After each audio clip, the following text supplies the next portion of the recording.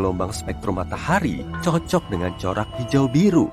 Tapi untuk memastikan bahwa warna matahari benar hijau, kita harus meredam spektrum lain yang bisa dilihat. Kemudian atmosfer kita akan membiarkan warna hijau murni lewat. Lalu, apa yang akan terjadi? Nah, semua akan jadi hijau dan juga agak gelap. Hadapi aja, gak mudah loh jadi hijau. Oke, kita lanjut. Nah, sekarang ayo kita warnai matahari biru. Sebenarnya, bintang biru memang benar-benar ada. Namanya raksasa biru. Untungnya, matahari kita bukan salah satu raksasa biru. Kenapa untung? Ya, karena raksasa biru adalah bintang muda dan cantik yang besarnya tak terbayangkan dan sangat-sangat panas. Nah, logika bahwa merah itu panas, biru itu dingin, gak berlaku bagi bintang. Bintang-bintang terpanas berwarna putih dan biru, dan yang terdingin berwarna kuning serta merah. Ya, matahari kita sebenarnya sangat dingin dibanding bintang-bintang lain. Nah, coba ukur suhu rata-rata di kotamu dan kalikan ratusan ribu. Ya, kita memang sedang berjuang menghadapi pemanasan global. Tapi kebakaran global? Tidak. Makasih raksasa biru. Tapi yuk kita bayangin matahari berubah jadi biru. Dunia akan kelihatan kayak apa ya? Yang mengejutkan, gak akan ada yang berubah. Ingat, aku tadi bilang kalau atmosfer menguraikan sinar biru? Itu sebabnya, dalam hal ini, semua akan tetap hampir sama. Mungkin langit akan lebih biru, tapi kita gak akan melihat banyak perbedaan. Dan terakhir, opsi tergelap. Apa jadinya jika bintang kita berubah hitam? Sediakan banyak lampu dan lilin, karena gak akan ada sinar. Orang-orang akan memakai listrik di seluruh dunia siang malam tanpa henti. Kita juga nggak bisa lagi melihat bulan. Bagaimanapun, kita semua bisa melihat bulan karena sinar matahari yang dipantulkan olehnya. Nah, yang bisa menerangi malam kita cuma bintang-bintang. Tapi itu nggak banyak membantu. Syukurlah skenario ini nggak realistis dan bintang hitam itu nggak ada. Betul kan? Iya, bintang hitam nggak ada. Akan tetapi, suatu hari nanti pada akhirnya, matahari kita akan menjadi hitam sepenuhnya. Dan yang kumaksud bukan lubang hitam, tapi katai hitam. Mungkin kamu sudah mendengar tentang katai putih atau 7 manusia katai. Ketika sebuah bintang semacam matahari kita mendekati akhir hidupnya, ia akan memuai dan berubah jadi raksasa merah. Lalu, berangsur-angsur kehilangan lapisan atasnya dan berubah jadi katai putih. Karena nggak lagi memproduksi bahan bakar, perlahan bintang ini menjadi dingin. Yang tersisa tinggal inti kecil, menjalani sisa hidupnya dan menyala terang. Dan saat bintang itu menjadi benar-benar dingin, betul, ia berubah jadi katai hitam. Tapi mungkin kamu belum pernah mendengarnya. Kenapa? Karena mengejutkannya, bintang hitam itu nggak ada. Enggak, aku nggak bohong. Masalahnya, bintang butuh sekitar 1 kuadriliun tahun untuk berubah jadi katai hitam. Dan alam semesta kita masih bayi, umurnya baru sekitar 14 miliar tahun. Jadi, belum ada bintang yang mencapai tahap ini. Bintang yang paling kuno sekalipun masih memancarkan sedikit cahaya. Karena itu, bintang hitam baru teori. Dan kita juga mungkin gak akan melihat bintang semacam itu. Tapi, apa kamu pernah dengar kalimat terkenal yang berbunyi, bintang-bintang yang kita lihat di malam itu sudah jadi hantu karena sinarnya baru sampai ke kita sekarang? Itu hanya mitos. Semua bintang itu masih hidup kok. Yeay! Kenapa aku jelasin ini semua? Yuk kita bayangin matahari berubah jadi katai hitam. Seluruh tata surya akan langsung tenggelam dalam kegelapan mutlak. Suhu udara juga akan luar biasa dingin. Bulan akan meninggalkan orbitnya dan menabrak bumi. Tunggu, jangan. Yuk kita lewati momen ini dan berasumsi kalau kita masih hidup. Untungnya kita nggak langsung membeku seperti yang mungkin kamu perkirakan. Inti bumi memiliki suhu sendiri, lebih dari 5.000 derajat Celcius. Tapi suhu di permukaan planet kita akan langsung turun menjadi 0 derajat Celcius. Inti bumi berangsur-angsur akan menjadi dingin. Tiap 2 bulan, suhunya akan turun 2 kali. Hanya dalam 2 bulan, suhu permukaan bumi akan menjadi minus 123 derajat Celcius. Dan dalam setahun, akan mencapai minus 270 derajat Celcius. Kebanyakan tumbuhan akan lenyap dengan sangat cepat. Bukan karena hawa dingin, tapi karena tidak adanya fotosintesis. Yang lain masih akan hidup agak lebih lama, berkat oksigen yang masih tersisa di atmosfer. Dan yang cukup aneh, pepohonan masih akan bertahan untuk waktu yang sangat lama. Metabolisme pepohonan berjalan lambat dan memperoleh gula dari tanah. Lapisan atas lautan akan sangat cepat membeku. Beruntung kerak es tebal ini akan mengisolir perairan dalam. Hingga untuk sementara, seluruh laut belum akan membeku. Makhluk-makhluk laut akan bertahan dengan sangat bagus. Makhluk-makhluk ini sudah ada lama sebelum kita dan sudah terbiasa dengan perubahan suhu luar biasa, kurangnya oksigen dan makanan, tekanan sangat besar, serta berbagai kesulitan lain dari kehidupan laut dalam. Lalu gimana dengan manusia? Pertama-tama, kita mulai jatuh sakit. Tanpa vitamin D, manusia akan mengalami banyak masalah kesehatan yang berbeda. Tubuh kita juga butuh sinar matahari untuk memproduksi melatonin. Melatonin ini membantu kita memahami kapan kita harus tidur dan bangun. Jika manusia nggak punya hormon ini, tubuh akan jadi sangat bingung dan nggak akan mengerti apakah tubuh butuh tidur atau tidak. Itu berarti banyak orang akan mengalami insomnia. Tapi kita masih bisa bertahan. Kita punya dua pilihan, membangun kapal selam raksasa dan turun ke kedalaman lautan yang lebih dekat dengan inti bumi, atau menetap di permukaan, menjalani hidup di lokasi tertentu yang memiliki sumber energi geotermal. Di Islandia misalnya, kita juga bisa tinggal di dekat gunung berapi. Panas gunung berapi akan cukup untuk menghangatkan kita untuk waktu yang lama. Penglihatan kita akan beradaptasi dengan gelap, tapi di titik tertentu, kemampuan melihat kita akan mencapai kondisi maksimum. Jadi, kita harus terbiasa hidup dalam kegelapan total. Tapi siapa yang tahu, mungkin kita akan bisa beradaptasi dengan kehidupan seperti ini. Jadi mana yang akan kamu pilih? Hidup di dasar laut dalam kapal selam, atau tinggal di permukaan di dekat gunung berapi? Bayangkan ada sebuah planet liar, pengembara kosmik yang tidak ingin dibawa pulang oleh siapapun. Pada dasarnya, planet liar adalah planet yang terlontar dari sistem bintangnya dan kini mengambang tanpa tujuan di angkasa seperti penyendiri. Planet-planet ini bukan hanya teori, para ilmuwan telah mendeteksi beberapa di galaksi kita. Bahkan diperkirakan ada banyak pengembara kosmik yang mengambang di sekitar Bima Sakti. Dan planet-planet itu bukan hanya planet-planet kecil berbatu seperti Bumi, sebagian di antaranya merupakan planet gas raksasa yang sangat besar, berkali-kali lipat lebih besar dari Jupiter. Raksasa-raksasa ini berpotensi memiliki bulan dan bahkan sistem mini yang mengorbit di sekelilingnya. Contohnya aja salah satu planet liar yang paling terkenal yang kita ketahui memiliki nama yang rumit. Nih, baca aja sendiri. Planet ini berada sekitar 80 tahun cahaya dari Bumi dan ditemukan pada tahun 2013. Planet liar ini diperkirakan bermassa 6 kali massa Jupiter dan diyakini berusia sekitar 12 juta tahun. Dan ya, cuma karena planet-planet penyendiri ini nggak punya bintang, bukan berarti planet-planet ini sangat dingin. Planet liar masih bisa menghasilkan panas dan cahaya dari proses internalnya sendiri. Beberapa di antaranya bahkan punya medan magnet dan aurora sama seperti Bumi. Dengan kata lain, planet-planet yang tidak layak huni berpotensi untuk dihuni asalkan punya kondisi yang tepat. Jadi, seperti apa sih kehidupan di planet seperti itu? Apa mungkin kita bisa hidup di dunia seperti itu? Hidup di planet liar bisa jadi merupakan kehidupan yang sepi. Planet-planet ini tidak punya matahari yang hangat untuk bisa berjemur, tidak ada suasana yang nyaman untuk berpelukan, dan tidak ada tetangga kosmik yang bisa diajak barbeque.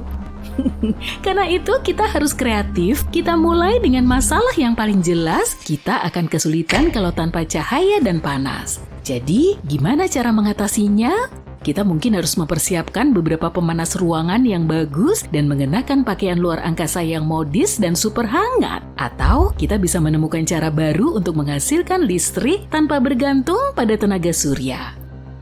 Sebagai contoh, gimana kalau kita menggunakan energi panas bumi? Itu baru keren! Tiap planet memiliki sumber panas internal. Tanpa sumber panas ini, planet-planet tersebut cuma berupa batu-batu dingin tak bernyawa yang mengambang di angkasa. Panas internal ini bisa dimanfaatkan dan digunakan untuk memberi daya segala sesuatu. Mulai dari rumah, pabrik, hingga pesawat ruang angkasa. Seolah memiliki bak mandi air panas yang cukup besar untuk memberi energi ke seluruh kota. Dan kota itu kemungkinan besar akan terletak di bawah tanah lebih dekat ke sumber panas. Sementara untuk cahaya, kita mungkin harus membuat beberapa senter yang sangat terang. Atau bahkan mungkin kita belajar merekayasa genetika beberapa organisme berpendar untuk menerangi rumah kita. Bayangkan kalau ada pangkalan luar angkasa yang ditumbuhi jamur dan tanaman neon. Oh iya, ngomong-ngomong soal tanaman, kehidupan tanaman akan sangat sulit diperoleh tanpa bintang. Jadi apa dong yang akan kita makan? Kita bisa menggunakan ventilasi geotermal yang tadi kita bahas, atau reaksi kimia untuk menopang kehidupan kita. Mungkin kita akan mengembangkan selera terhadap makanan yang kaya belerang, atau kita akan mulai memfermentasi minuman kita sendiri dari lumpur vulkanik yang menggelegak. Yummy! Tapi selain makanan, kita punya masalah yang lebih penting nih. Hidup di planet liar akan sangat mengerikan. Beneran, kita bakal nggak punya udara. Soalnya nggak semua planet liar punya atmosfer yang baik dan stabil. Itu semua tergantung pada ukuran, komposisi, dan hal-hal lainnya. Tapi kalaupun rumah baru kita punya atmosfernya mungkin sangat tipis dan tidak stabil, nggak akan ada langit biru yang indah atau matahari terbenam yang dramatis untuk bisa dipandangi. Sebaliknya kita akan menatap ke ruang angkasa yang tak terbatas, di mana bintang-bintang akan tampak lebih terang dari sebelumnya. Dan gak usah bahas soal pola cuaca deh, tanpa atmosfer yang menciptakannya, kita tidak akan punya hujan, salju, dan badai petir. Itu baru beberapa masalah kecil ya. Yang lebih buruk lagi, suhu di planet ini akan sangat berfluktuasi dari panas yang tak tertahankan bisa ke dingin yang tak tertahankan. Rasanya seperti tinggal di dalam oven yang selalu dinyalakan dan dimatikan. Dan terakhir, kita akan terpapar puing-puing luar angkasa dan radiasi kosmik. Jadi kalau nggak mau kulitmu gosong, kamu mungkin harus siap-siap beli sunblock dengan SPF yang tinggi. Jadi, gimana kita mengatasinya? Pertama, kita harus menemukan cara untuk menghasilkan oksigen sendiri dan mungkin menciptakan sesuatu seperti biosfer luar angkasa. Sebagai contoh, kita bisa menanam beberapa tanaman yang bisa menghasilkan oksigen, atau kita bisa belajar menyaring udara seperti alat penyaring udara berteknologi tinggi. Terakhir, ada masalah yang paling penting nih, menemukan air. Disinilah lautan bawah laut bisa membantu kita. Kita benar-benar menyelami berbagai kemungkinan ya. Tapi beneran, ilmuwan menduga kalau sebagian dari planet-planet ini memang punya lautan di bawah air. Rasanya seperti tinggal di dalam balon air raksasa yang terkubur di bawah tanah, dan tanah di bawah kakimu terbuat dari es dan batu. Dengan kata lain, kita bisa memanfaatkan lautan bawah tanah ini. Lautan bawah tanah dapat menyediakan sumber air untuk minum, pertanian, dan manufaktur. Mungkin juga dengan sumber daya dan material lain yang belum pernah kita lihat sebelumnya. Ngomong-ngomong, siapa tahu ada makhluk aneh yang mungkin bersembunyi di lautan bawah tanah itu. Tapi jangan khawatir, meski kita tidak punya oasis bawah tanah, masih ada pilihan lain. Kita bisa mendapatkan air dari komet, penambangan es, dan bahkan dari atmosfer yang kita ciptakan. Terakhir, kita perlu mencari dan menambang sumber daya untuk membangun rumah serta membangun hal-hal lain. Planet liar mungkin nggak punya sumber daya yang sama dengan planet yang mengitari bintang. Ini seperti lagi nyari harta karun di gurun pasir, gak ada yang pasti. Kita mungkin harus mengandalkan sumber daya dari asteroid terdekat dan hal-hal semacam itu. Dan kalau kita ingin mengambil sumber daya dari planet itu sendiri, kita mungkin harus mengebor berkilo-kilometer es dan batu. Tapi kalau kamu siap menghadapi tantangan ini, selalu ada peluang untuk menjadi kaya raya di planet liar. Dan siapa tahu mungkin kamu bakal nemu sumber daya baru yang bahkan lebih berharga daripada emas atau berlian. Bagus, kayaknya kita udah memecahkan masalah yang paling penting. Mungkin ada kesulitan-kesulitan kecil lainnya. Misalnya kita juga harus menghadapi siang dan malam yang sangat panjang, tergantung seberapa cepat planet kita berotasi.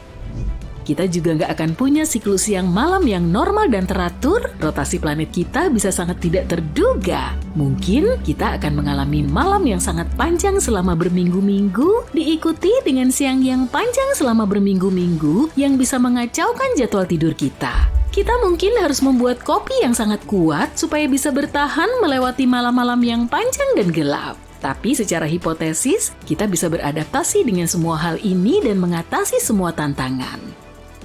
Dan sekarang, selamat datang di planet liar, tempat matahari tidak pernah terbit, tapi petualangan tidak pernah berakhir. Berkat teknologi canggih kita berhasil menciptakan lingkungan yang nyaman dan layak huni di dunia yang dulunya tandus ini. Langit di atas kita sekarang berwarna biru indah, dipenuhi dengan awan putih yang lembut. Sesekali ada kawanan makhluk yang terbang. Jangan tanya aku makhluk apa ya? Saat kita keluar dari habitat bawah tanah, kita akan disambut oleh dunia yang penuh dengan kejutan. Tumbuhan dan hewan aneh telah beradaptasi dengan kondisi unik planet ini. Beberapa di antaranya memiliki fitur bioluminescent yang bersinar dalam gelap. Hati-hati ya kalau kamu mau berenang di lautan bawah tanah. Mungkin saja di sana ada makhluk-makhluk aneh yang ingin memangsa. Ya, itu kita bahas nanti aja deh. Mungkin. Seperti yang bisa kamu lihat, kita telah menciptakan kota-kota yang luas dan komunitas yang berkembang didukung oleh energi panas bumi. Kita juga menciptakan banyak sumber cahaya buatan yang membuat segala sesuatunya tetap terang di malam-malam yang gelap dan dingin. Tentu saja kita masih kesulitan dengan navigasi dan ketepatan waktu, tapi semuanya nggak membosankan seperti dulu kan? Secara keseluruhan, tinggal di planet liar pasti punya tantangan tersendiri, tapi ini juga bisa menjadi cara yang menarik untuk menjelajahi alam semesta. Siapa tahu mungkin suatu hari nanti kita bisa menemukan planet seperti itu dan mengubahnya menjadi kota metropolis intergalaksi yang ramai. Tapi sampai saat itu tiba, mari kita nikmati dan rawat bumi kita tercinta ini. Semua berawal dari perubahan kecil di planet kita. Awalnya, orang-orang melihat bulan jadi lebih terang dan agak besar. Tapi nggak ada yang mau ambil pusing, bulan mempengaruhi pasang surut air laut di bumi. Air mulai membanjiri pantai, tapi bukan itu tragedinya. Banyak ikan mendekati daratan, ada cumi-cumi raksasa, anglerfish, dan hewan laut lain di dekat pantai. Padahal biasanya mereka hidup di laut dalam, keanehan lain terus bermunculan setiap hari. Burung nggak lagi terbang ke selatan saat cuaca dingin, tapi mereka ngebentuk kawanan besar dan berterbangan tanpa tujuan di sekitar perkotaan. Dulu, bulan bisa membantu navigasi burung di alam, tapi sekarang mereka nggak tahu lagi harus terbang kemana. Di lautan luas, kapten kapal mengamati arah kompas makin nggak stabil, jarumnya terus muter-muter ke segala arah karena kutub magnet bumi berpindah posisi, bulan terus mendekati bumi tanpa alasan yang jelas. Gravitasinya juga mempengaruhi gravitasi planet kita, lalu ngefek ke perubahan iklim, perilaku makhluk hidup, dan medan magnet. Hujan bisa mengguyur tempat kering dan daerah dingin mulai memanas, ekosistem di seluruh dunia jadi kacau, orang yang tinggal di dekat hutan bisa sewaktu-waktu mendengar lolongan serigala, perubahan kondisi bulan bikin serigala lepas kendali. Satelit alami kita ini kian terang dan terus membesar, tapi belum ada hal kritis yang terjadi, orang-orang masih tenang karena mereka nggak mau memusingkan soal akhir zaman. Tapi kemudian, bulan mencapai titik kritisnya. Ceritanya kamu lagi jalan kaki sambil ngedengerin musik, lalu tiba-tiba ada orang yang nyenggol kamu dari belakang. Ya udahlah ya, mungkin dia lagi buru-buru. Saat kamu ngelanjutin jalan, ada cewek yang nyenggol bahumu. Sambil buru-buru pergi, dia cuma bilang, "Maaf ya, tapi kamu sempat ngelihat ketakutan dalam sorot matanya." Kamu baru bisa ngedengerin jeritan dan suara sirine setelah ngelepas earphone. Banyak pengendara mobil buru-buru keluar dari kendaraan mereka kemudian kabur. Kawanan burung camar beterbangan di langit. Di antara banyak suara dan kehebohan ini, kamu bisa ngedengerin suara khas. Kayaknya itu suara air. Kenapa ada suara air? Padahal kamu lagi ada di perkotaan yang jauh dari laut. Sesaat kemudian ada gelombang besar yang membanjiri jalanan. Dan gelombang ini bergerak ke arahmu. Kamu bergegas memasuki gedung terdekat dan naik ke lantai 10. Dari sini kamu bisa ngelihat genangan air yang membanjiri kota. Arus kuatnya telah menyapu kendaraan, bangunan, dan pepohonan. Ternyata ada hiu dan hewan laut lain di dalam air. Banyak orang cuma bisa ngumpet di dalam rumah dan atap rumah mereka. Bencana ini melanda seluruh kota. Di dekatmu ada TV yang menyala dan dari situ kamu tahu kalau banjir juga melanda banyak negara di seluruh dunia. Tsunami besar menerjang kota-kota pesisir dan di beberapa tempat ombak laut bisa mencapai ketinggian gedung 30 lantai. Banyak kota porak-poranda dan banjir besar ternyata baru permulaannya. Bulan mengelilingi bumi dan menjaga planet kita tetap pada porosnya. Bulan bikin cuaca di bumi lebih stabil dan membantu makhluk hidup berkembang. Tapi sekarang, keseimbangan ini rusak. Bulan terus mendekat dan mengubah gravitasi planet kita. Bumi bisa sedikit miring ke samping dan memicu banjir besar di seluruh dunia. Bayangin kamu lagi megang gelas berisi air, kalau gelasnya dimiringin, air di dalamnya akan tumpah kemana. Hal serupa juga terjadi dengan lautan kita. Bulan gak cuma mendekati kita, tapi juga melayang sambil mengitari bumi. Tiap putarannya bikin jarak bumi dan bulan makin dekat. Hal ini menyebabkan bencana alam di berbagai tempat. Pergerakan air sangat fluktuatif. Semua air ini kemudian mengalir lagi ke jalanan dan ke pantai. Air laut akan datang lagi ke perkotaan saat sore hari. Waduh, kayaknya petang udah muncul tuh. Langit semakin gelap, padahal saat itu baru pukul 3 sore. Bulan mengubah kecepatan rotasi bumi dan bikin siang hari kita berjalan lebih cepat. Bulan menutupi hampir seluruh langit dan menerangi planet kita. Dari bawah kamu bisa ngelihat kawah bulan yang sangat besar. Objek ini masih bisa kamu lihat saat matahari bersinar karena jaraknya sangat dekat. Di beberapa tempat bulan juga menghalangi sinar matahari. Setelah air surut, banyak orang mulai keluar rumah. Tiba-tiba gempa mengguncang. Jalanan kelihatan retak-retak dan banyak rumah rusak parah. Di jalanan juga ada tanah longsor, lempeng tektonik di seluruh dunia bergeser. Bayangin ada 2 bola magnet yang saling mendekat. Salah satu bola itu adalah bulan dan satu lagi inti bumi. Menurutmu ada apa aja sih di atas inti bumi ini? Ada kerak bumi setebal ratusan ribu kilometer, semuanya terus bergerak. Retakan berbahaya terus bermunculan di seluruh penjuru dunia. Gunung tertinggi di bumi runtuh dan berubah menjadi tumpukan batu. Dasar laut retak dan memuntahkan magma dari bawah tanah.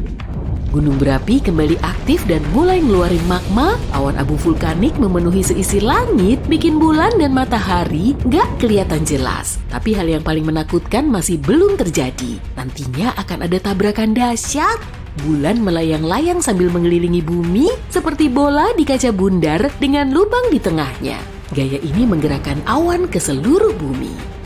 Sesaat setelah ada badai petir, salju mulai turun, lalu malam pun tiba dan guyuran hujan membasahi bumi. Tetesan airnya mengandung lumpur dan abu vulkanik.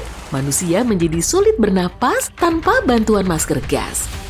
Tekanan udara terus berubah, sejumlah orang mengalami migrain parah dan sebagian lainnya mengalami nyeri sendi. Tapi mereka nggak terlalu memusingkan soal kesehatan. Manusia perlu nyari cara agar bisa lolos dari tabrakan. Tatanan gravitasi baru akan terbentuk saat bulan menabrak bumi.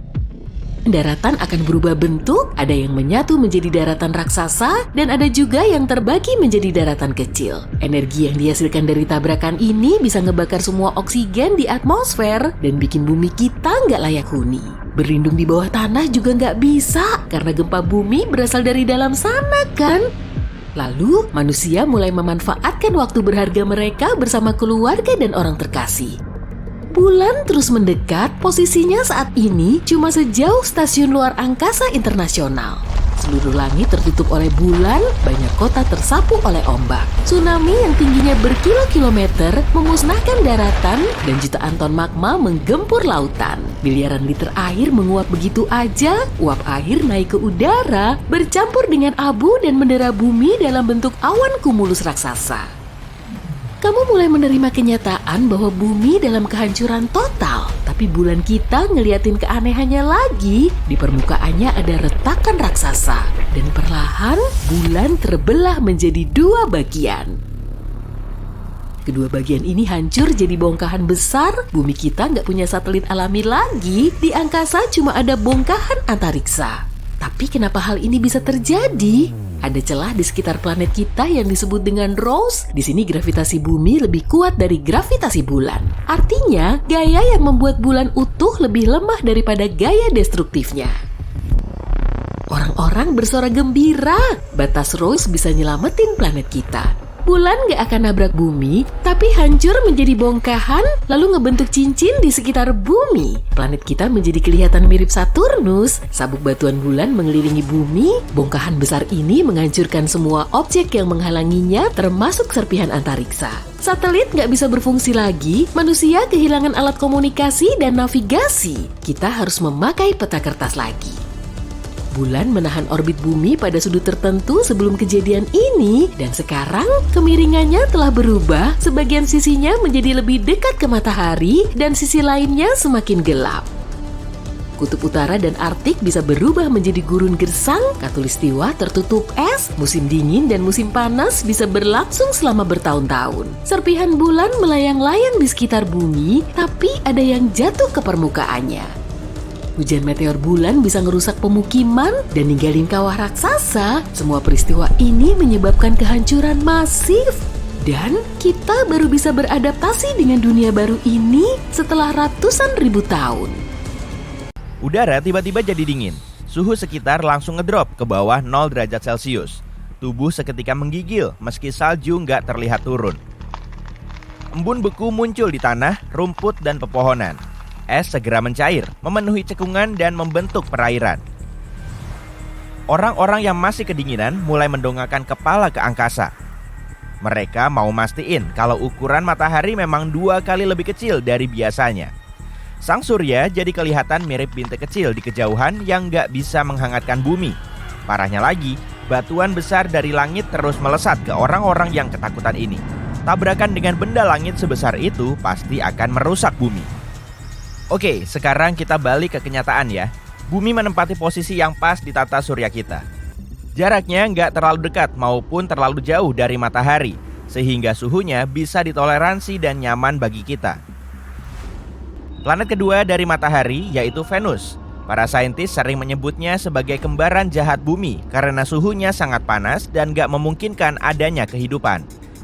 Di atmosfernya terdapat awan tebal yang menghasilkan hujan asam, dan gas rumah kaca membuat suhu di permukaan Venus semakin ngebul. Tapi meskipun Venus sedikit lebih ramah dari itu, kita tetap gak akan bisa tinggal di situ karena jaraknya terlalu dekat dengan matahari. Kalaupun ada air yang berbentuk cair, pasti akan langsung menguap dan menutup kemungkinan adanya kehidupan. Sedangkan Mars yang posisinya setelah bumi agak terlalu jauh dari matahari, sehingga lebih dingin dan terpencil. Suhu di permukaannya nggak cukup hangat untuk membuat airnya tetap cair dalam waktu lama. Apalagi si planet merah nggak punya atmosfer. Padahal elemen inilah yang bikin udara di bumi bisa dihirup. Jadi, kalau jarak bumi ke matahari mengalami perubahan, suhunya juga akan berubah. Tapi selisih ratusan kilometer masih belum kerasa bedanya sih. Lagi pula, jarak perputaran bumi ke matahari nggak selalu sama, kadang lebih dekat dan kadang lebih jauh. Agar efeknya bisa kerasa, jaraknya harus berubah jutaan kilometer. Kayak kejadian di awal video tadi, matahari akan kelihatan jauh lebih kecil dan jaraknya makin jauh. Suhunya mungkin gak akan langsung turun karena masih ada cadangan panas. Tapi saat cuacanya makin dingin, laut akan diselimuti es dan permukaannya terus menyusut. Es akan memantulkan banyak panas matahari ke atmosfer dan luar angkasa, yang bikin bumi kita kurang hangat. Saat es bertambah banyak, uap air di udara jadi berkurang. Padahal uap air ini bisa menangkap panas dan membentuk awan. Akibatnya, hujan makin jarang mengguyur. Dengan udara dingin dan minimnya hujan, tumbuhan jadi gampang mati. Area beres dan tanah tandus terus meluas, menyisakan sedikit pinggiran sungai untuk sementara waktu. Setelah beberapa saat, sungai nggak akan mengalir karena membeku atau mengering. Danau dan laut juga ikut beku. Kehidupan di sekitarnya akan musnah. Setelah tumbuhan mati, makhluk hidup lain terkena imbasnya. Bumi kita akan berubah jadi gurun beku. Kamu masih ingat sama batu raksasa yang disebutin di awal video tadi kan? Itu adalah asteroid dari luar angkasa yang muncul karena pergeseran orbit bumi. Sebagai planet terbesar di tata surya, Jupiter bisa melindungi kita dari batuan luar angkasa. Masanya sangat besar, jadi kebanyakan asteroid dari luar angkasa bisa terperangkap oleh gravitasi Jupiter, lalu jatuh ke permukaannya. Di Jupiter nggak ada kehidupan, permukaannya berwujud gas. Jadi semua asteroid yang masuk ke situ akan hilang tanpa bekas. Tapi sebagian asteroid tetap bisa lolos dari Jupiter. Nah, kalau ini gilirannya Mars. Si planet merah akan menahan sabuk asteroid di antara Mars dan Jupiter. Masa kedua planet ini menghasilkan medan gravitasi yang mencegah asteroid terbang ke sembarang arah dan menabrak sembarang objek. Kalau nggak ada Mars di antara bumi dan sabuk asteroid, kita akan lebih sering dihujani meteor daripada hujan biasa. Semisal posisi bumi berada di Mars, maka planet kita akan menjauh ratusan juta kilometer dari matahari. Masa bumi kurang lebih sama dengan Mars, jadi sabuk asteroid gak akan bergeser. Tapi suhu di dalamnya akan ngedrop dan memicu kepunahan. Kalau bumi kita bergeser tapi Marsnya tetap di tempat, bisa dipastikan akan terjadi bencana. Kedua planet gak akan bisa mengorbit matahari pada kecepatan yang sama karena masanya gak sama. Bumi dan Mars juga akan bertabrakan.